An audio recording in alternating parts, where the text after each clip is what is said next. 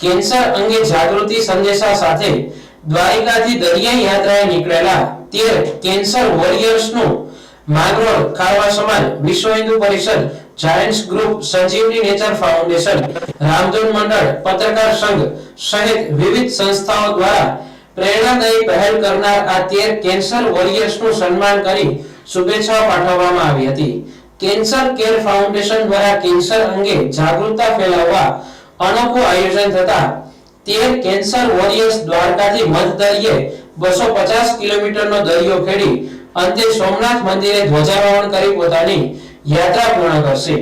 દરરોજ 25 થી 30 kilometre મધદરિયે single હોડી ચલાવ્યા બાદ જે દરિયા કિનારે વિરામ લીધો હોય ત્યાં આસપાસના ગામોના લોકો યુવાનોને કેન્સર અંગે જાગૃતિનો સંદેશ આપતી આ કેન્સર વોરિયર્સની યાત્રા માંગરોળ બંદરે પહોંચતા ખારવા સમાજ દ્વારા ઉમળકાભેર આવકાર આપી તેમના ઉતારાની વ્યવસ્થા કરાઈ હતી. વિશ્વ હિન્દુ પરિષદ સહિત વિવિધ સંસ્થાઓએ આ તમામ વોરિયર્સને સન્માનિત કર્યા હતા.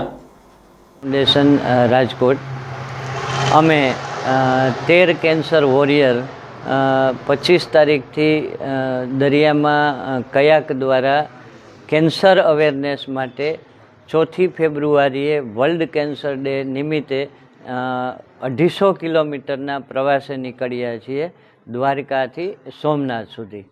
દરરોજના અમે એવરેજ 25થી 30 કિલોમીટરનું અંતર કાપીએ છીએ દરિયાઈ પરિસ્થિતિ અને લેન્ડિંગ એરિયા મુજબ.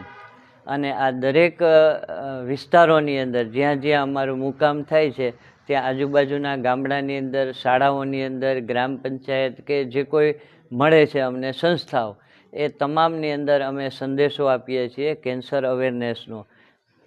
મેમોગ્રાફી, પેપ્સમિયર, એચપીવી વેક્સિનેશન અને નશાબંધી, નશામુક્ત ભારત થાય, આપણો સમાજ નશામુક્ત બને, પાન, માવા, ફાકી લોકો છોડે અને કેન્સર મુક્ત જીવન જીવે એવું અમે ઈચ્છીએ છીએ. છતાં પણ કોઈને કોઈ સંજોગોની અંદર જો કેન્સર થાય તો કેન્સર પછીનું જીવન જીવવા યોગ્ય છે. કેન્સર એટલે મૃત્યુ કે કેન્સર નથી. કેન્સર પછી તમે આવી સાહસિક પ્રવૃત્તિઓ પણ કરી શકો છો. એટલે નિરાશ થઈ અને ઘરે બેસવું નહીં. એની જે કોઈ ટ્રીટમેન્ટ થતી હોય એ અતિ આધુનિક હવે સરકાર અને સંસ્થાઓ, હોસ્પિટલો, ફાર્માસ્યુટિકલ કંપનીઓ દ્વારા સંશોધન દ્વારા ભારતની અંદર આવી ગઈ છે.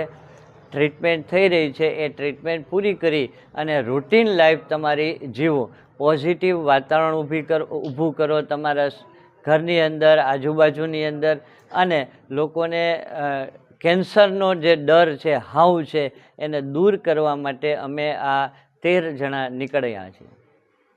નિમિત્તે અમે બધાને આમંત્રણ આપીએ છીએ.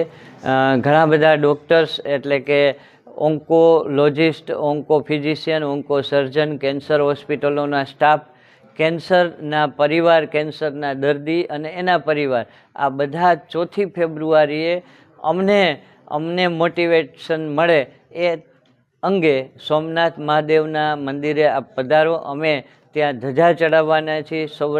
સોમનાથ મંદિર ટ્રસ્ટ તરફથી અમને સુવિધાઓ બધી આપવામાં આવી રહી છે.